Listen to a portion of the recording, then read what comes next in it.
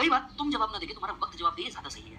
समझ में आ रही बात? कई बार तुम्हारा वक्त सही तरह से जवाब दे दे, वो ज़्यादा बेटर है। और जिस दिन तुम सक्सेसफुल होंगे, आज नहीं, 2 साल बाद, 3 साल बाद, 5 साल बाद, व्हेनेवर, टाइम सबका आता है। एक बात याद रखना, घड़ी 12 बजे दिन में 2 बार दिखाती है, सुबह भी और रात में भी। समझ में आ रही बात? डाउन होगा तो अप भी होगा, अप होगा तो डाउन भी होगा। That's how a business cycle works. समझ में आ रही बात? तो तुम अपना काम करते रहो, जो तुमको बेस्ट लगता है वो करते रहो। रही बात पास और फेल की ना, तो वो पॉइंट छोड़ दो। आज पास कल फेल, ये वो अटेम्प्ट सिर्फ एग्जाम में नहीं होते, लाइफ में भी होते हैं। ये बात मैं आपको बता रहा हूँ, अटेम्प्ट सिर्फ लाइफ में नहीं होते, सारी चीजों में होते हैं। आप हर जगह हर चीज पूरा नहीं कर सकते, that's what you can do. तो डू योर बेस्ट। एक बात समझना, जस्ट डू योर बेस्ट। बाकी छोड़ दो, पास है, फेल है, ये है, वो है, छोड़ दे, ये सब कुछ नहीं है। मैं एकदम ऑनेस्ट बात बताता हूँ, ये डिग्री रहे या ना रहे, तू जरूर रहने वाला है। और तेरे साथ ना, ये डिग्री आए ना आए, तेरा कॉन्फिडेंस नहीं मरना चाहिए कि मैं कुछ कर सकता हूँ। समझ में आ रही बात? I have seen people with me जिन्होंने सीए नहीं किया पर आज बहुत सक्सेसफुल है, हमसे भी ज्यादा सक्सेसफुल है बिजनेस के अंदर में। मैं आपको एक दोस्त बताता हूँ, इसका नाम था हरीश। ये जो दोस्त है, इसका सीए कंप्लीट नहीं हुआ, बराबर है। बंदा बिजनेस के अंदर में एंटर किया, आज बहुत बड़ा बिजनेस, फैमिली बिजनेस था, फैमिली बिजनेस को उसने आउटग्रो कर दिया। और आज मतलब हम शायद जितना कमा रहे हैं, आपके हिसाब से हम ज्यादा कमा रहे होंगे, हम जितना कमा रहे हैं वो हमसे 3x पे कमा रहे हैं। तो ऐसा नहीं होता आप सक्सेसफुल नहीं होंगे। उसने एक चीज जो नहीं छोड़ी वो ये थी कि भाई मैं कर सकता हूँ, ये वाला कॉन्फिडेंस। यस, और आप ना सिर्फ एक जगह लैक कर रहे हो, आप नॉलेज में लैक नहीं कर रहे, बिलीव मी, आप नॉलेज में लैक नहीं कर रहे हैं। आप और मैं एक ही जगह लैक कर रहे हैं, वो है एक ही चीज की कंटिन्यूअस प्रैक्टिस। आज भी आप लोग अगर ये सोच रहे हैं ना, आज भी आप लोग अगर ये सोच रहे हो कि मैं पढ़ाई कैसे चालू करूं, तो तुम जीवन में पास नहीं हो सकते एक और अटेम्प्ट भी नहीं। और वो बच्चा जिसने चालू करके सॉल्व करना चालू कर दिया, मल्टीपल सॉल्विंग, जहां अटके वहां कंसेप्ट को देखना है, वो बच्चे को आप मेरी बात मान के चलो कि पास होने से कोई रोक ही नहीं सकता, कोई इंस्टीट्यूट नहीं रोक सकता। क्योंकि उसने क्या किया है, एक ही चीज को करने, उसको है ना ये पता है कौन सी गलती नहीं करनी है। समझ में आ रही है बात? जिसने सॉल्व किया उसको पता है कौन सी गलती नहीं करनी है, और जिसने सॉल्व ही नहीं किया वो ये गलतियां बार बार करता बैठेगा। तो एक्सपीरियंस बंदा जो होगा ना, वो इसको पास कर देगा। आपको जितना टाइम मिल रहा है, आधा घंटा, 1 घंटा, कोई पर्टिकुलर लेक्चर हो नहीं हो, व्हाटसोएवर, आप अपना प्रैक्टिस जारी रखो। जहां थक रहे हो ब्रेक्स लो। जैसे अगर आप देखेंगे हमने नहीं यार बहुत हो गया, 4:30 को छोड़ने वाला लेक्चर में 4 को छोड़ दिया, अरे नहीं यार, अगर एग्जॉस्ट हो गए तो पढ़ा के मतलब नहीं है, क्योंकि मजा नहीं आएगा। तो आप क्या करो, समय पे ब्रेक ले लो, छोटे से ब्रेक ले लो, ब्रेक्स बहुत ज्यादा एक्सटेंड मत करो। यस, आप अगर 15 मिनट का ब्रेक लेना चाहते हो, 15 मिनट का ब्रेक लो, बहुत ज्यादा एक्सटेंड मत करो, क्योंकि जो आज हो जाएगा वो आज हो जाएगा, बराबर है। इकोनॉमिक्स में हमें एक चीज पढ़ाई जाती है फाउंडेशन में, a day lost of labour can not be recovered. याद रहेगा, a lost of the labour can not be recovered, labour is perishable thing. याद रहेगा कि वो कल रिकवर नहीं होगा, आप बोलोगे कल मैं एक्स्ट्रा कर लूंगा, वो नहीं हो सकता। आज जो हो सकता है आज हो सकता है, करके खत्म कर दे। समझ में आई बात? जहां तेरे को नींद आ रही होगी, मैं तेरे को लिटरली बोलता हूँ, आधा घंटा उठ, तेरे को बहुत नींद आ रही होगी, आधा घंटा उठ, सिर्फ आधे घंटे से अपने आप को स्ट्रेच कर। जहां तू बोल देना ये मेरी कैपेसिटी खत्म हो गई, बस अपने आप को आधे घंटे से और स्ट्रेच कर दे। ये आधा घंटा अगर तूने डेली बेसिस पे भी स्ट्रेच कर दिया तो तेरे 1.5-2 घंटे एडिशनल रिकवर हो जाएंगे। जहां नींद आए कोई पर्टिकुलर सब्जेक्ट में, छोड़, दूसरे पे स्विच कर, 1.5-2 घंटे में। एक दिन के अंदर में बेसिक गलतियां मत कर। पहली गलती, एक दिन पढ़ूंगा सारा लेक्चर खत्म कर दूंगा, नहीं हो सकता। दिन में तेरे को 4 से 5 टॉपिक लेने हैं, 4 से 5 सब्जेक्ट लेने हैं, और हर सब्जेक्ट को 2-2 ढाई घंटा अलॉट करना है, और उस हिसाब से आगे बढ़ते जाना है। Make sure classes complete, fast track and other thing complete होने के बाद you will solve at least 2 paper solve करो, क्योंकि वो तुम्हारा रियल एनेक्सिटी टेस्ट होता है। क्योंकि कई लोगों को ना कंसेप्ट बहुत क्लियर है, पेपर सामने आते हैं एनेक्शियस हो जाते हैं, वो ब्लैंक हो जाते हैं, लिटरली ब्लैंक हो जाते हैं। मेरे साथ हुआ था, कॉस्टिंग का पेपर था, मेरा फियर है भाई, मैं क्या करूं, मेरा फियर है। कॉस्टिंग एक फियर था मेरे को, और दूसरा मेरा ऑडिट फियर था, ये मेरा फियर था, और तीसरा था हमको आईटीएसएम।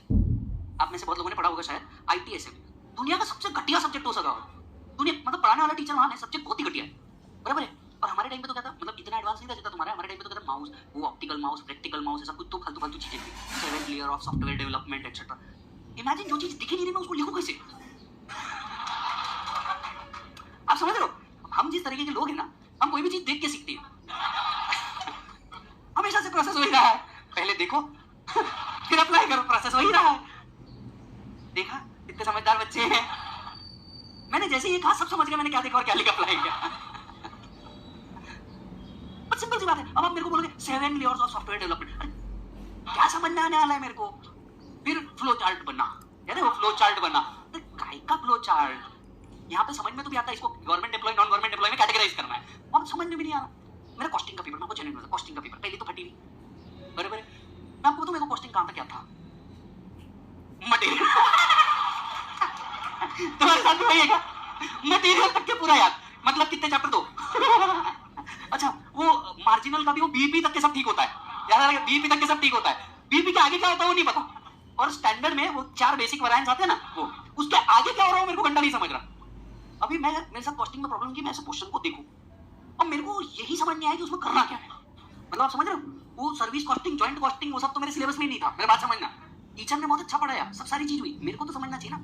जरूरी थोड़ी ना भैया हर एक को जो काजू कतली पसंद है मेरे को भी हो सकता है ना, मेरे को रस भरा रसगुल्ला भी तो पसंद हो सकता है, रस भरा रसगुल्ला बोला मैंने, पसंद हो सकता है ना मेरे को। और यार मैं देखिए, मैं पेपर में पहुंचा, पेपर में पहुंच करके पहला क्वेश्चन स्टैंडर्ड कॉस्टिंग, मेरे को तो समझा ही नहीं वैसे, बाहर आके दोस्त ने बताया तो स्टैंडर्ड का था। ठीक है, मैं बैठा स्टैंडर्ड क्वेश्चन समझ में तो कुछ आ नहीं रहा, पेज पलटा, 2 थ्योरी क्वेश्चन, मेरा भरोसा उठ गया अपने आप से। क्वेश्चन में थ्योरी आती है ये तो बताया नहीं था, ऐसा थोड़ी ना होता है, ये तो मतलब आउट ऑफ सिलेबस थिंग है। फिर वो कुछ तो मेथड थी, ओवरहेड्स की कुछ मेथड, तब हाँ कुछ दो 5 क्वेश्चन थे जो देखे थे, जो याद थे, थोड़े सॉल्व करके आ गए। मैंने पेपर कुछ 80 मार्क का सॉल्व किया, 80। आगे सुनो, पिक्चर भी बाकी है। मैंने मेरे हिसाब से कितना सॉल्व किया, 80। 20 तो मेरे को जमीन नहीं रहा था। क्वेश्चन नंबर 1 और 3 जनरली हमारे टाइम पे हार्ड आता था, तो वो दोनों छोड़ दिया मैंने। 80 मार्क का सॉल्व करके आया, इस उम्मीद पे कि इंस्टीट्यूट 40 तो दे ही देगा। हर प्रोफेशनल स्टूडेंट का होता है कि 40 तो दे ही देगा, वो 39 पे तो नहीं अटकाएगा। अपन भी पहुंच गए बिल्कुल भाई जोश में। सब हुआ। रिजल्ट का दिन आया तो हर सीए स्टूडेंट के जैसा मैंने भी ये रिजल्ट्स, सेपरेट कोड, जामुनी कलर की पट्टी, institute of chartered accountant of India, नीचे विजय साल्डा, अपन डायरेक्ट नीचे पहुंच गए। कॉस्टिंग 14 मार्क्स, जो है वो है भाई, क्यों गलत बोलूं। अब आप जानते हैं मैं ऑलरेडी फेल हुआ हूं, अभी तो आपके साथ की चीजें शेयर करना जानता हूं। 14 मार्क्स कॉस्टिंग में। उस दिन मेरे को एक चीज समझ में आई, साला इतने से तो काम नहीं होगा। अच्छा, बाकी सब में भी बहुत अच्छे नहीं थे। इन टोटल 6 सब्जेक्ट का टोटल था 150 मार्क्स। 6 सब्जेक्ट का टोटली कितने मार्क्स था, 150, जिसमें से मेरे को ऐसा था कि यार टैक्स, लॉ, है ना, वॉइडेबल, और सब अपने को बहुत भारी आता था। जब मैंने देखा ना, बेसिक कर दिया। अच्छा, फिर क्या हुआ, फेल हो गया तो अपने को ऐसा लगता है यार 80 मार्क्स का सॉल्व करके आया था, इन्हें 14 मार्क्स दिए, मैं रीचेकिंग को डालता हूँ। होता उसमें कुछ नहीं, अपन डालते, कुछ लोग के लिए होता भी है। मैं बोला भाई देख, मेरे 6 पेपर का टोटल 150 आ रहा, रीचेकिंग में भी डाल तो बेइज्जती है। समझ आ रही है, एक हाथ मार्क्स से इधर उधर रहा हो तो सेंस भी बनता है। अपन तो टोटली नॉनसेंस काम कर रहे हैं। पर उन चीजों से ना एक चीज समझ में आई कि भाई यार इतने से तो काम नहीं होगा। लॉ अपना बड़ा कॉन्फिडेंट था, गुस्से में वापस से वही पेपर लिया और सॉल्व किया, जितना जमा उतना टाइम लगा के सॉल्व किया, कि भैया सॉल्व किया। मैंने देखा वही पेपर जो मैं ऑलरेडी देख चुका हूँ, उसी को सॉल्व करना मेरे को लगे 5 सवा 5 घंटे। मेरे को एक चीज समझ में आई, 5 सवा 5 घंटे लगने के बाद मेरे को एक चीज समझ में आई कि साला मेरे से टाइम मैनेजमेंट नहीं हुआ। अब ये क्यों नहीं हो रहा, क्योंकि मेरे को पता ही नहीं स्टेप के बाद कौन सा स्टेप लेना है। मेरे से टाइम मैनेजमेंट नहीं हुआ। तो टाइम मैनेज करने के लिए क्या किया, there is a simple way. आप लोग में से बहुत सारे बच्चे मेरे को पूछते हैं सर टाइम कैसे मैनेज करें, क्योंकि टाइम मैनेज करना ही नहीं पड़ता। अगर आप एक ही चीज को कम टाइम में करना जानते हैं तो दैट्स ऑटोमेटिकली टाइम मैनेजमेंट। तो सेम चीज को क्या करा, दनादन सॉल्व किया। जब मैंने 8-10 क्वेश्चन सॉल्व किया, तब मेरे को समझ में आया कि यार हाँ, मेरे को कौन सी जगह पे टाइम नहीं लग रहा है और कौन सी जगह पे टाइम लग रहा है।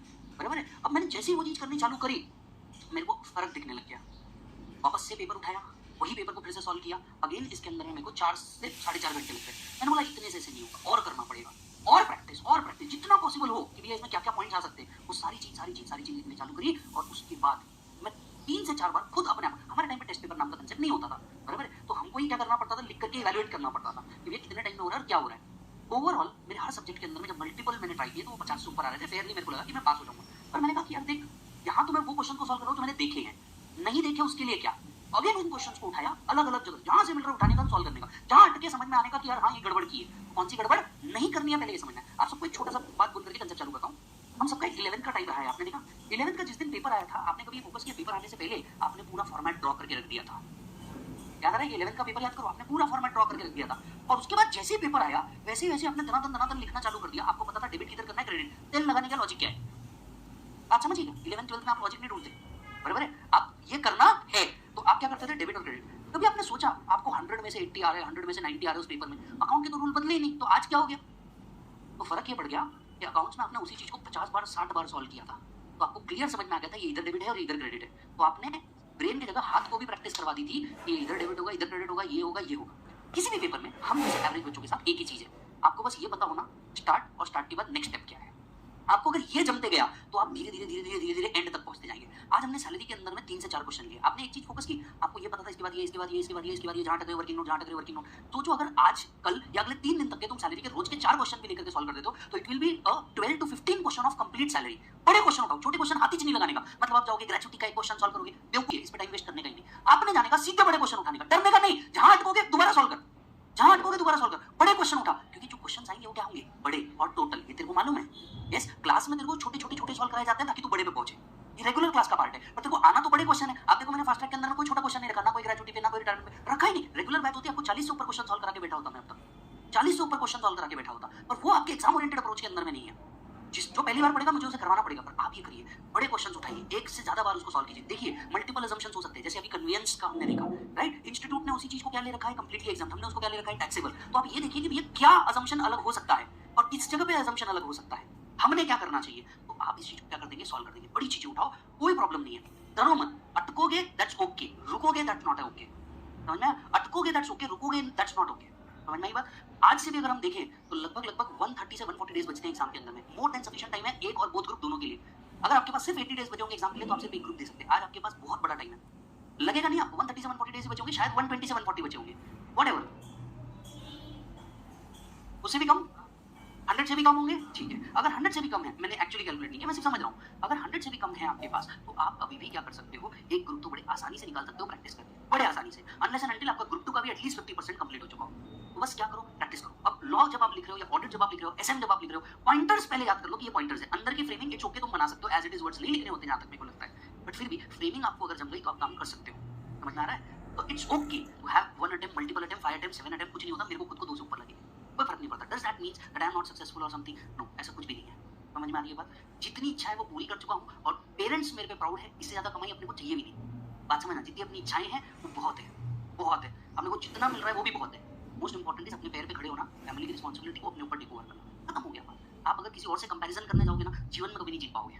मेरी बात समझना। मैं अगर ये कंपेयर करते बैठूं, मेरा एक्स कॉम्पिटिटर ये कर रहा, वाई कॉम्पिटिटर ये कर रहा, जेड कॉम्पिटिटर ये कर रहा, तो तेल लगाने यार मैं क्या बेटर कर सकता हूँ, मैं मेरी पार्ट कर रहा हूँ। वो जो करने का करने देना बे। तू ये देख, तू सेटिस्फाइड है क्या whatever you are doing? If you are satisfied that is more important rather than वो क्या कर रहा है, उससे अपना बर्डन लेकर के बैठा है। समझ ना रही हो? उसकी सिचुएशन ऑफ लाइफ और तेरी सिचुएशन ऑफ लाइफ अलग हो सकती है। Let me give an example. हो सकता है कोई अभी मेरे जो कॉम्पिटिटर बैठा हो, मस्त बैठा हो, आराम से बैठा हो, आज क्या कर रहा होगा बेचारा, वो बाकी के बना रहा होगा कि नहीं जो बच्चा है उसको पास होने के लिए। मैं क्या कर रहा हूँ, दिन भर से फास्ट ट्रैक चला जा रहा हूँ। What is more important? मैं ये देखते बैठूं कि वो क्या कर रहा है, या मैं ये देखूं मेरे को सेटिस्फेक्शन किसमें? मेरे को सेटिस्फेक्शन जो बच्चों का गया है वो वापस ला करके खड़ा करना है, मेरे को एक्स्ट्रा टाइम करना है। बाकी मेरे को क्या तकलीफ है, जो बच्चा खुश होगा वो ऐसे ही 10 लोगों को बोल देगा, मेरे को फिर एडवर्टाइजमेंट का काम नहीं पड़ेगा। ये आपके लिए इंपॉर्टेंट है और हम सब एज अ ह्यूमन बीइंग ये समझे, being satisfied is the most precious thing in the world rather than being contented. समझ में आई बात? सेटिस्फाइड होना ज्यादा जरूरी है। आधे से ज्यादा लोग जिन्हें बहुत वेल्थ कमा ली वो पीस ढूंढ रहे हैं। वो क्या ढूंढ रहे हैं? पीस। तो मतलब अल्टीमेट गेम क्या है? पीस टू ढूंढ रहे हैं, what you are satisfied for, getting it और नॉट। तो let's work out it, let's work out. कुछ नहीं होता बेटा, वापस से वर्क करेंगे। ये सुनो, अभी सब कुछ टूट गया तो भी जोड़ने का हुनर रख। अगर अभी सब कुछ टूट गया तो भी जोड़ने का हुनर रख। जो तेरा है वो तुझे जरूर मिलेगा, बस तू सब्र रख। समझ में आई बात? जो तेरा है वो तेरे को जरूर मिलेगा, बस सब्र रख। किसी को जल्दी मिल जाएगा, किसी को लेट मिलेगा, पर मिलेगा जरूर, ये बात याद रख। समझ में आई बात? चलो लेट्स स्टार्ट।